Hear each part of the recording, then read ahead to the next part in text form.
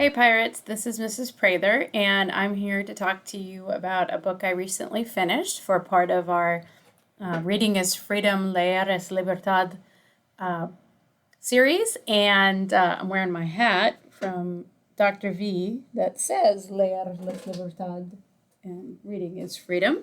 So I just finished reading a book called Patron Saints of Nothing by Randy Ribay. And it was really interesting. I was not enthralled at first, but by the end of it, I ended up loving it. A Murder, a Search for Answers, a Difficult Truth. Made me really wonder, how much do we know the people we love? How much do we remember from our childhood? What's real, what's not real? It was really moving. So let me tell you a little bit about it. Jason is kind of your average teen. He's a senior in high school. His mom is a doctor, and his dad is a nurse, and they are a high achieving family, and he doesn't get into the college that he hopes he will get into. He doesn't really have the greatest grades. He spends a lot of time playing video games. He hangs out with his friend a lot, and he's just kind of your typical American teen. Well, we find out very quickly that he is actually from the Philippines, and his father is Filipino, his mother is an American, and they had met in the Philippines and moved to the United States after their children were born. So Jason has dual citizenship. And Jason finds out very quickly in the book that his favorite cousin, who he hasn't seen or talked to in a long time, his cousin has been murdered. And he doesn't get a lot of details. Nobody really knows kind of what happened. And so Jason decides he needs to go. He needs to go to the Philippines. He needs to find out what happened. So he convinces his parents, it's almost Christmas, to let him go to the Philippines. And then he goes and stays with his cousin's family. He is shocked at how little they are mourning his cousin, and he is trying to understand what's going on. And then he goes to visit some aunts, and he reconnects with family. He's trying to figure out what happened. He makes some friends. People are trying to help him search down what really happened to his cousin. And along the way, we learn a lot about the Philippines.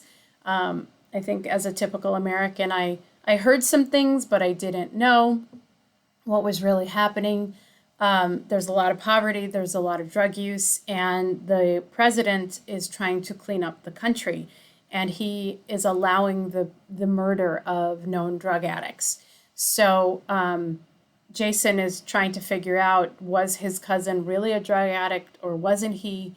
But he really learns a lot about the country. So this is a section where he's searching for people who know anything about his cousin, and he and a friend go into Manila, and they're walking around trying to find an ex-girlfriend of his cousin's. People are everywhere, bathing, washing, hanging clothes, selling food, throwing dice, drinking soda from straws, poking into plastic bags, dribbling basketballs, talking on small stoops, arguing in shadows, on their way to or coming home from work. Within the shacks and shanties, people are staring at their phones, reading, napping, eating in front of the TV, living their lives almost entirely on display. Inside one structure we pass, there's a row of boys at computers playing the same game, while within another, people are singing videoke. If there is an empty space somewhere, children fill it before long with their smiles and laughter and tears, only to chase one another somewhere else a few moments later. Some people look up to watch as we pass, but most seem oblivious to our intrusion. I'm ashamed to admit that I expected more misery. Expected it to feel like one of those commercials where they play mournful music and some white actor's compassionate voiceover urges you to sponsor a child because it's the only way they will be saved from their hellish third world country.